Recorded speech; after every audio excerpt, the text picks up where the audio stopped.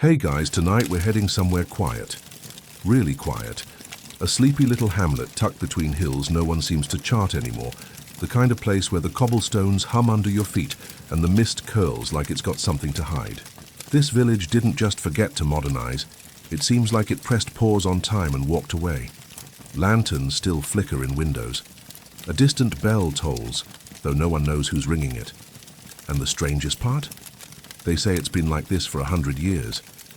The same day, the same rhythm, no change. You probably wouldn't survive a week here without begging for Wi-Fi or a proper coffee.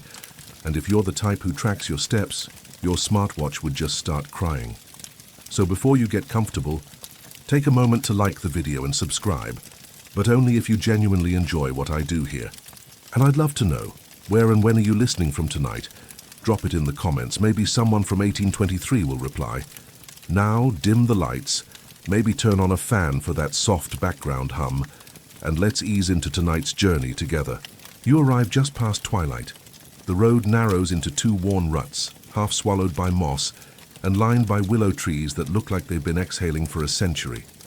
The air smells like baked stone and old bread, and there's a curious hush, like even the crickets decided not to bother. You pass a weathered sign. Welcome to Eddow's Hollow. The paint has flaked into illegibility, but you make out the date of founding, 1689. A man in russet wool stands by the village well. He tips his hat politely, then returns to staring into the bucket like it's a favorite novel. You ask the way to the inn.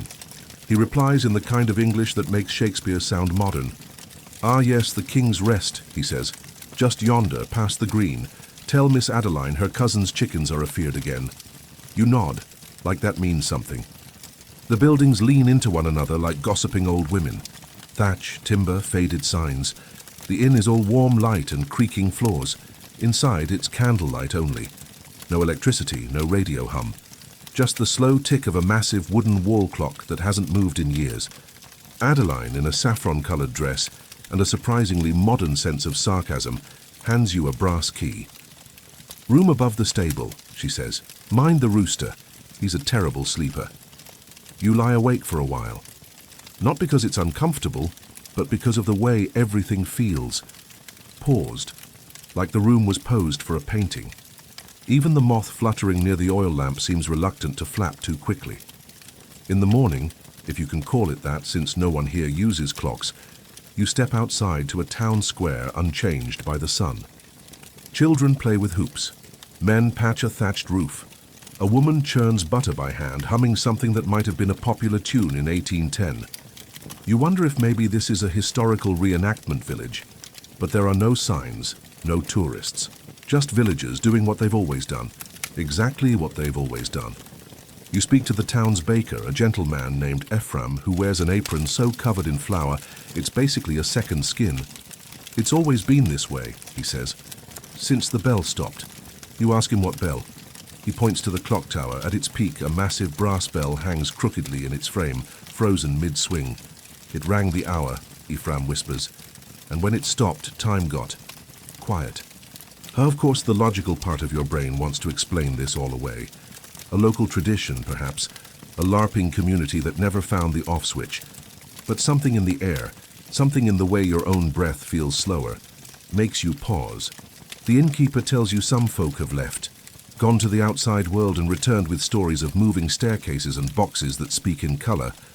But most stayed. Most forgot the outside altogether.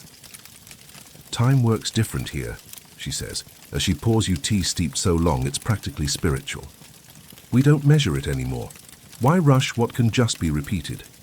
The strangest part isn't the old-fashioned clothes or the absence of phones. It's the way no one seems to age. That boy running past with the wooden hoop.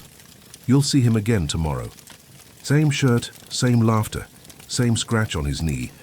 Some say the village made a pact. Others blame the bell. Some whisper that during a war long ago, something happened that bent time here. You don't know what to believe, but you feel it, the tug of stillness, like the air wants you to stay. You lie down again that evening and realize you don't know what day it is, or if it matters. A breeze rolls in that smells like dandelion wine and pages turning, and for a moment, you almost forget you've got a calendar waiting back home. You wake up the next morning, though again it's hard to tell exactly when. There's no sunrise here, not really. Just a soft, permanent twilight that bathes the village in honeyed tones, like someone dimmed the world to cozy mode and lost the remote. You stretch, step outside, and feel the cobblestones warm beneath your feet. Adeline greets you with a plate of something vaguely porridge-like, and a smile that says she's already repeated this morning 1,000 times. You should visit the clock tower today, she suggests, if you're the curious sort. Not many are anymore, and so you go. The clock tower stands crookedly at the edge of the village green, its shadow shorter than you expected, its bell hushed mid-arc like a sneeze that never happened. Ivy coils around the base like it's trying to drag the whole thing back into the ground. You climb the wooden stairs, each one creaking like it's annoyed to be stepped on. At the top, you find a room of gears and silence. Massive wooden cogs, brass arms, pulleys, all frozen. There's dust, of course, but not much more than you'd find on your grandma's windowsill. It doesn't feel abandoned. It feels paused. That's when you notice the note. Folded, wedged, behind the clock face, yellowed but legible. Written in the loopy, dramatic cursive of someone who believed deeply in ink and flourish. To whomsoever climbs this tower, do not start the gears, let Eddow sleep. We stopped the march of time once, and the cost was nearly our minds. It's unsigned, which frankly is peak dramatic energy. But below the note, scratched lightly into the wood, are initials, JRW, and the date, 1813. You feel the slightest itch of history forming behind your ears. Later that afternoon, if it is afternoon, you manage to corner one of the oldest villagers, a woman named Merith, who seems older than the tower itself, swaddled in indigo shawls and smelling faintly of dried apples and smoke. She tells you the story, slowly, like unwinding a ball of yarn. During the war, Napoleon's business, so it was our young men marched out to fight. Some never came home, some did, but strange, changed. She taps her temple. Then the bells began ringing oddly, 10 times an hour, or not at all. Then too many times. Then never again. You ask if the village broke the clock. Merith smiles, all gums and mystery. The clock broke itself, dear, just stopped, and so did we. Here's the strange part. The moment the bell stopped, it was as if the town was excused from time's duties. Crops still grew, sure. Bread still baked.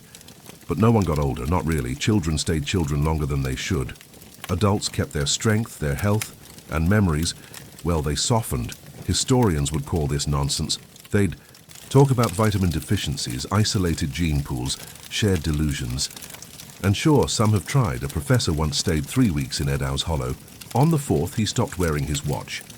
On the 5th, he asked how to churn butter. On the 6th, he forgot what Wi-Fi was.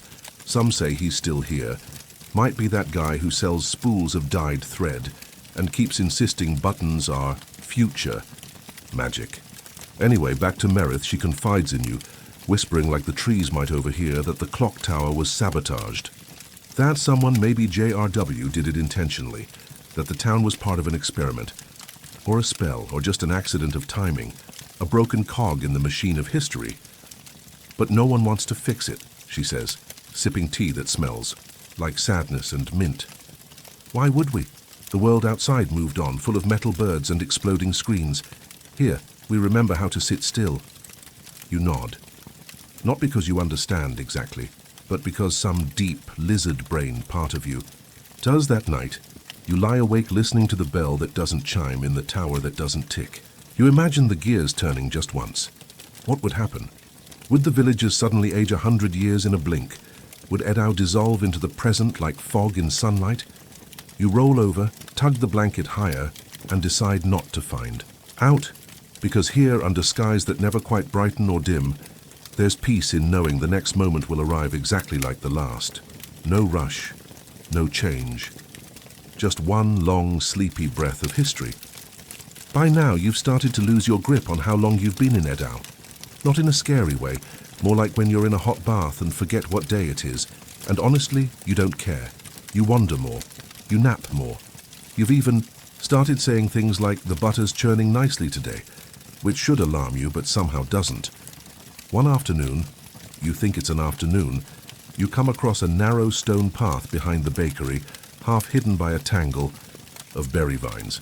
A cat with one torn ear and the air of a retired knight watches you as you pass.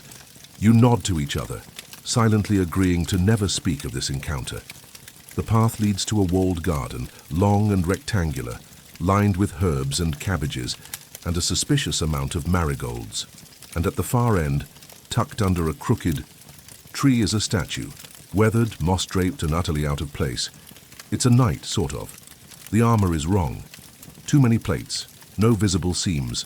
The helmet lacks the usual face slit, replaced with something more like goggles. In one hand, he holds a long staff instead of a sword, topped with a symbol that looks oddly electrical, and he's sleeping, literally carved into the statue's base. He who brought sleep shall never wake. You blink. Later, in the village archive, which is just a room above the tailor's shop filled with ledgers and dust, you find the story. Apparently, in 1811 a stranger arrived in Eddow. He called himself Sir Edmund of Greyhaven, though nobody had heard of such a place.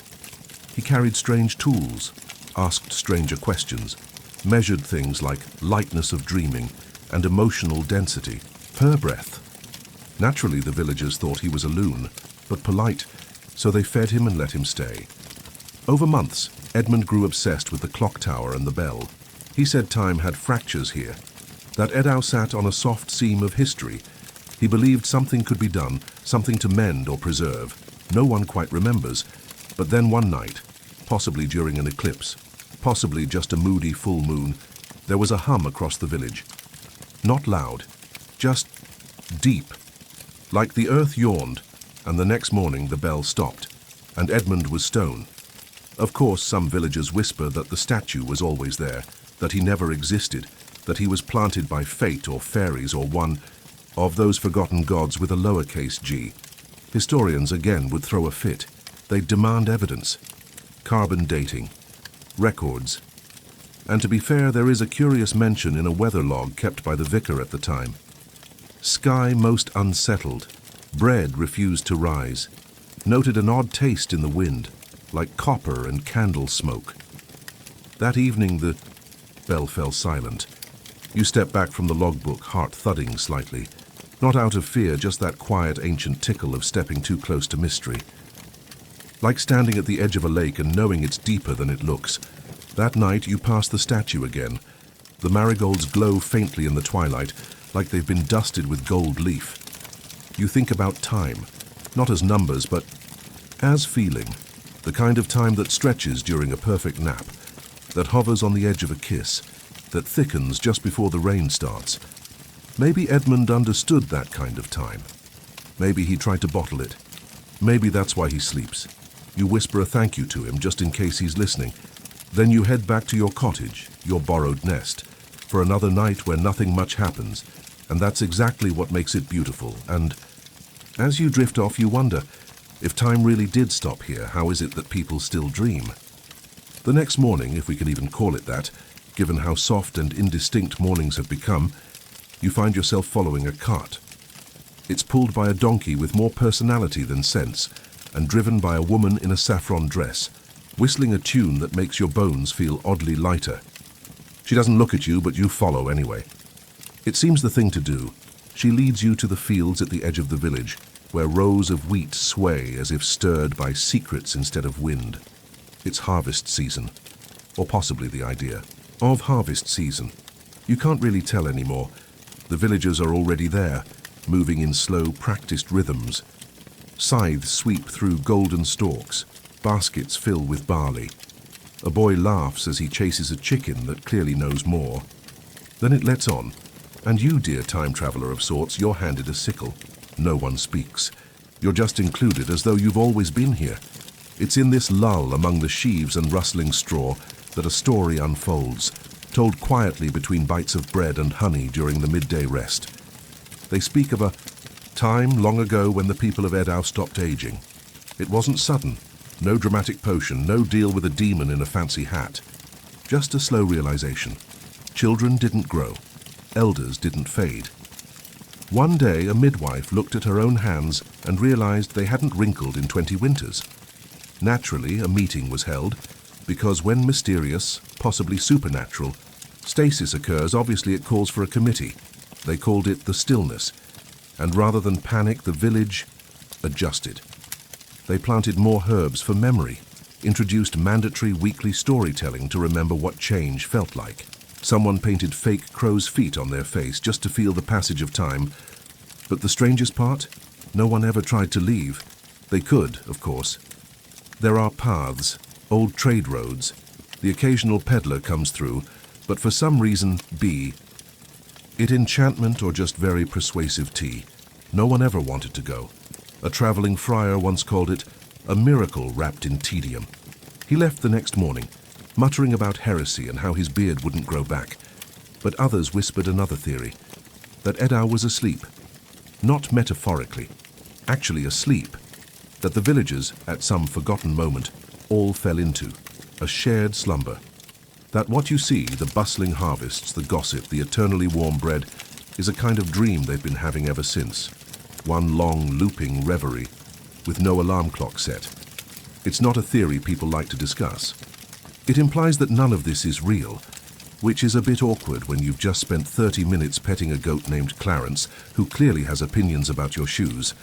But there is a moment, just once, when you wonder. A little girl, no older than 8, is handing out apples. She looks up at you and asks, quite seriously, "If we're dreaming, how come you're here?" You try to laugh, make a joke, something about how even dreams need tourists. But she only shrugs and walks away, humming that same tune the woman in saffron was whistling earlier. That night you can't quite fall asleep. You lie in the cottage watching the candle burn low, listening to the silence press against the windows. Not a heavy silence, more like a quilt. And you wonder if you have changed. If you're older or younger now, if your real body is somewhere else entirely, snoozing on a train or slumped at a desk, this whole thing just a deeply elaborate power nap. The window creaks. A breeze stirs the curtain, and you remember what one of the older villagers said as they handed you a pear. Time gets tired too, you know. Sometimes it likes to rest its head somewhere quiet. Maybe Eddow is where time comes to rest, and maybe you just wandered in at the right moment. Somewhere between half dream and full wakefulness, you start noticing the clocks. Not many, just a few. One above the apothecary's door, its hands permanently fixed at 3:17. Another carved into the stone arch of the well with no hands at all. A sundial in the churchyard, even though the trees block all sunlight. At first it seems quaint, rustic, the sort of thing you'd post on social media with a caption like vibes. But then you spot one inside your cottage. It wasn't there before. It's carved into the wood of your bedside table, a tiny circle about the size of a coin.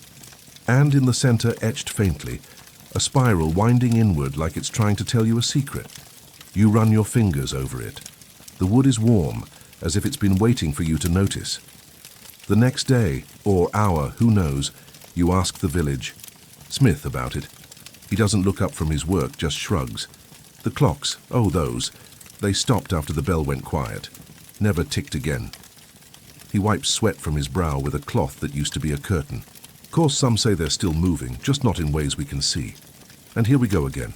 Eddow, it seems, has more theories than sheep. One of the more popular ideas, and by popular we mean whispered over mead in the tavern cellar while pretending not to believe it, is that time didn't stop in Eddow, it just curled up. Folded itself like a blanket, tucked in its edges and lay down. Hence the clocks, they're not broken, they're sleeping. And if you could just wake one, maybe you'd wake everything. That's where the timekeeper comes in. You first hear the name when you're watching a group of children build a tower out of bread crusts, as one does. One of them, grubby-cheeked, possibly part squirrel, says, "If the timekeeper comes back, we'll have proper birthdays again." Proper birthdays. You almost forgot those were a thing. You ask the baker about it. She dusts flour off her sleeves and leans in, conspiratorial. Timekeeper's just a tale. Something we tell the kids. That someone used to keep time safe, tucked, in a velvet pouch. When they vanished, everything fell asleep. You ask if it was Edmund. She considers this, then shakes her head. Too tidy. Besides, Edmund was real. The timekeeper's something else. Older. Less fond of soup. You begin seeing symbols now. That spiral from your bedside, it's on the village gate. On a coin slipped into your pocket. Burnt faintly into the crust of a pie, which, by the way, tasted like cinnamon and lost childhood. You find a weathered book in the chapel, bound in cracked leather with no title. Inside, a single page. When all hours lie down and dreams, walk the streets, one holds the coil where time's heart beats. Poetic, useless, deeply unsettling. Still, it sticks in your head. Later, in a glade just past the edge of the barley fields, you find something strange. A stump with a circle, carved into its top. Inside it, small stones arranged in a spiral. At the center, a tiny hourglass half buried in moss, both bulbs empty. You pick it up. Nothing happens. No surge of power, no ghostly voice. Just the soft hush of wind in the trees and the faint, familiar hum, like a memory trying to form. You pocket the hourglass anyway, because that's what you do in places like this. You gather fragments. You collect symbols. You chase the idea that something is building quietly behind the curtain of reality. And maybe it is. That night, back in your bed, you feel it. A gentle pressure, like something unseen is sitting beside you, watching, waiting. You don't speak. You don't move. But somewhere deep inside, a thought unfurls. What if you're not dreaming with Eddow, but for it, like your presence keeps the dream alive? And as the candle flickers low and the spiral glows faintly on your nightstand, you wonder, just briefly, what would happen if you ever stopped dreaming back. The next morning, if it is morning, there's fog thick enough to chew. You press your face to the cottage window, but the world beyond is smeared, shapes warping and stretching like butter left out too long. You step outside anyway. Why not? The ground feels softer than usual, as if it's forgotten how to be firm. Trees sway without wind. Somewhere in the fog you hear a cow moo, but it echoes upward like it's falling into the sky. You follow the sound, not because you need to, because Eddow wants you to. The villagers are gathered in the square, motionless, facing the old bell tower. Even the cows are here, all of them, silent, staring. You push through the crowd gently, making your way to the front. And then you see it. The bell. It's ringing. Not loudly, no. The sound is more like a memory of ringing, a vibration in your chest. You don't hear it as much as feel it, like it's made for your bones, not your ears. Someone whispers behind you, "It's awake." The fog peels back just enough to reveal Edmund, standing at the base of the tower. His robes are dusted with pollen. He holds nothing but that same quiet smile. No grand proclamation. No "behold villagers." He just lifts one hand and places it gently on the bell's rope. You expect something dramatic, a flash of light, a reverse avalanche of dust, maybe a talking squirrel. But instead, the bell doesn't swing. It inhales, and you feel it. All of Eddow draws breath with it. The buildings lean slightly forward. Trees tilt in place. Even the clouds above pause, and in that shared inhale, something shifts. You remember a smell, rosemary and smoke. You remember a sound, the chime of your grandmother's watch. You remember a feeling, the moment right before a snowfall, when the whole world hushes in anticipation. The hourglass in your pocket grows warm. The spiral on your bedside glows faintly in your mind's eye. And then, quietly, effortlessly, the village exhales. People blink, look around. The fog lifts like it was never there.